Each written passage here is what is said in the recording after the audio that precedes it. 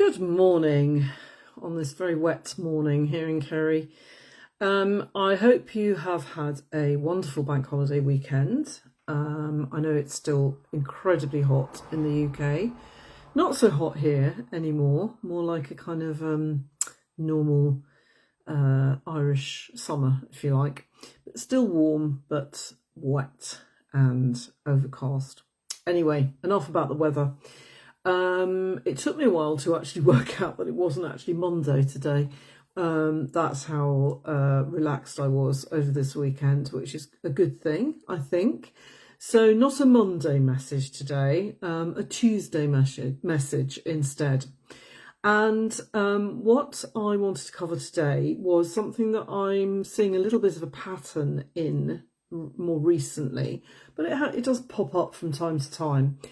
Is new clients coming to me and telling me, you've given me a list of remedies that they've taken in the past because they don't want to be prescribed those remedies again because they didn't work in their perception, if you like. And sometimes those remedies have been self-prescribed, home prescribed. Sometimes they've been taken because a friend has recommended them.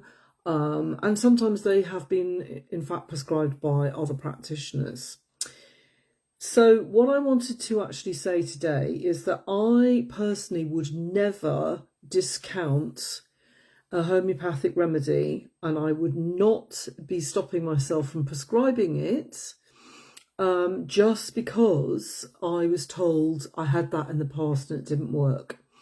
Or even I had that in the past and it, created something unpleasant. I had a bad effect from it because there are just simply too many variables with homeopathic prescriptions to really let that dictate my expertise.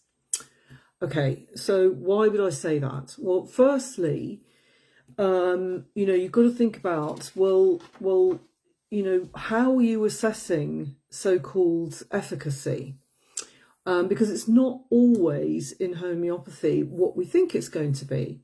It isn't like taking a pharmaceutical. It doesn't immediately switch symptoms off. And if that's how we're measuring efficacy, then we're always going to be disappointed. Often a homeopathic remedy, well-indicated homeopathic remedy, will start the ball rolling. And that ball might choose to begin action by doing things that maybe go unnoticed. It could be that, first of all, we need a good clear out and that the bowels were actually moving more, or that we were sweating more, or that we were sleeping more, or we were eating differently, or drinking more water, or our energy had increased, or whatever. But if we're not paying attention to those things, they can easily be missed. So that's the first thing, is to actually ask yourself, well, how was I measuring whether it worked or not? The second thing is, what state were you in when you took that remedy? How long ago was it? Is your state now the same as when you took that remedy? Because we change daily, actually. All sorts of things come into our lives and that we have to navigate, whether that's physically or emotionally or spiritually, that transform or tweak our state in some way. We very seldom remain in the same state, unchanged, month upon month, year upon year. Again, it depends on how you're prescribing, but that's something to consider. What may not have been a very well indicated remedy back then, now maybe, so that's another possibility.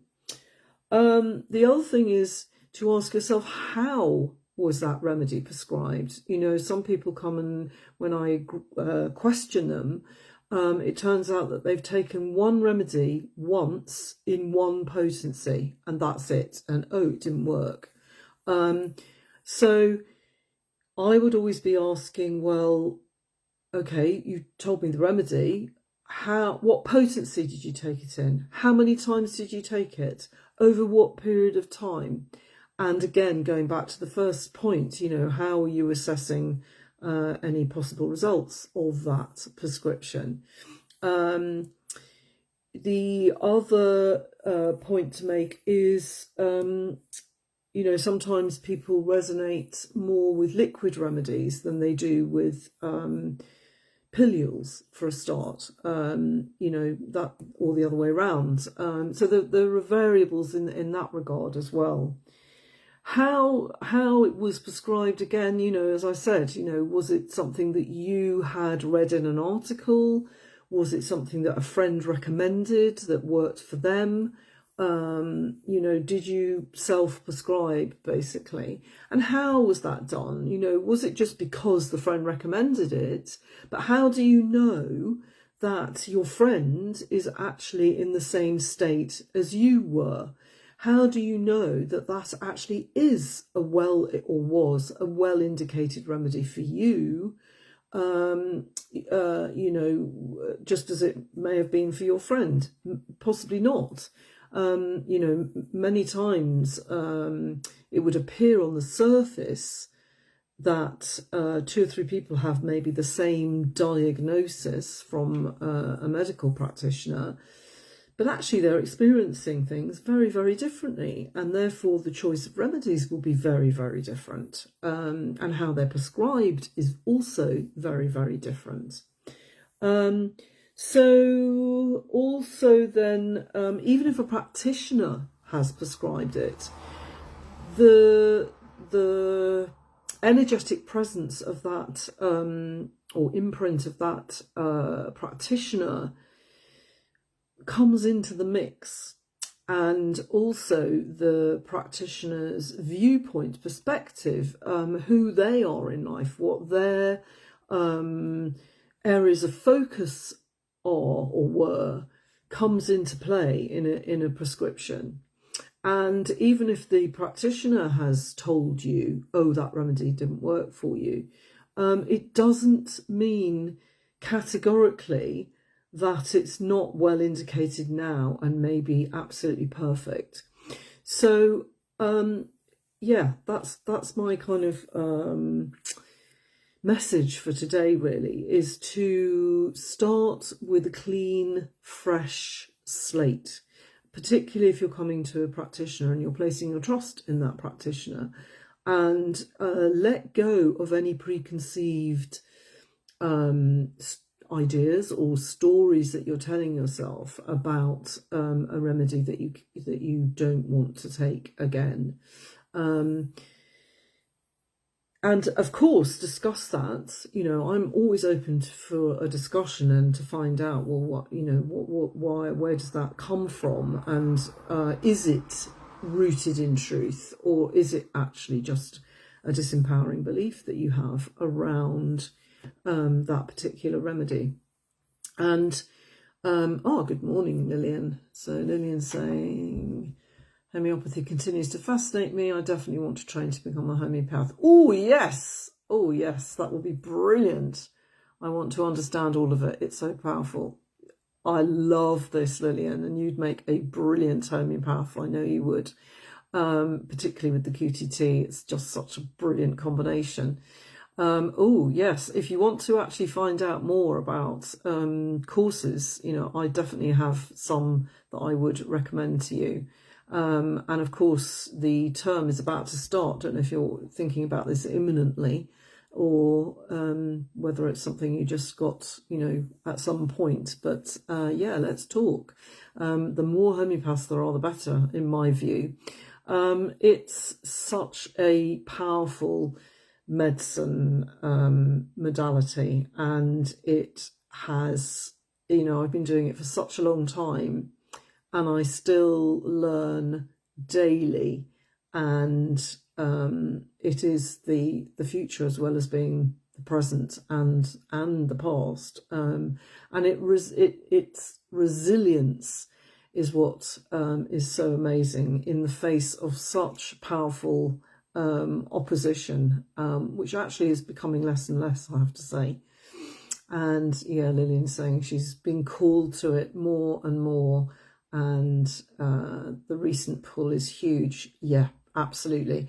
And I think, Lillian, that's because more and more of us are really beginning to understand the power of energy and frequency, and that any kind of medical system that denies that and doesn't utilize it and harness it is missing a trick. And you know, at the end of the day, we can do such powerful things once we understand the power of frequency and energy, and that's what homeopathy is all about. And that's actually one of the reasons that I was talking about this subject today, because it's just one of the limitations that many people place on homeopathy when it just isn't warranted. And I don't believe there are actually very many limitations to homeopathy. And once we understand that, it really gives us a sense of freedom, of creativity, and of infinite possibility. And I know, Lillian, that you will be attracted to all those three things. So yeah, I'm really interested to have another conversation about this one. So yeah, just to wind up. So yes, if you have been prescribing a remedy, remedies over the years, and you've had disappointing results, then don't necessarily discount that remedy. Just ask yourself, well, maybe I need to actually understand it better. Maybe, as Lillian is saying, that she, there's a call to go a bit deeper and be able to prescribe at a much deeper level. And obviously, going for a professional practitioner training is the ultimate, and even then it's just a beginning, actually. But also you can do interim courses that actually just go a little bit deeper, so enable you to actually home prescribe much more efficiently and effectively than just, self-learning. So thank you very much, Lillian, for joining me, and thanks for that reminder that we can always learn more, and we can always go deeper and wider than we currently do, without having to dismiss aspects as being, oh, that doesn't work, because it does work. And what really saddens me is when I get people who say homeopathy doesn't work for me, because it works for everybody, absolutely everybody. It's just a question of how it's prescribed and who by and what the elements are.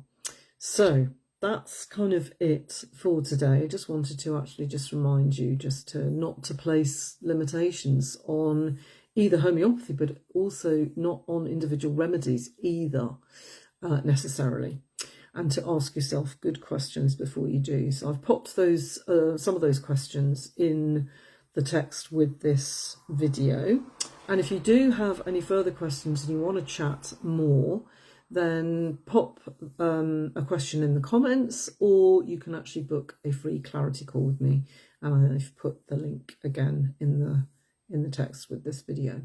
So have a beautiful week, and yeah, thanks for joining me. Take care.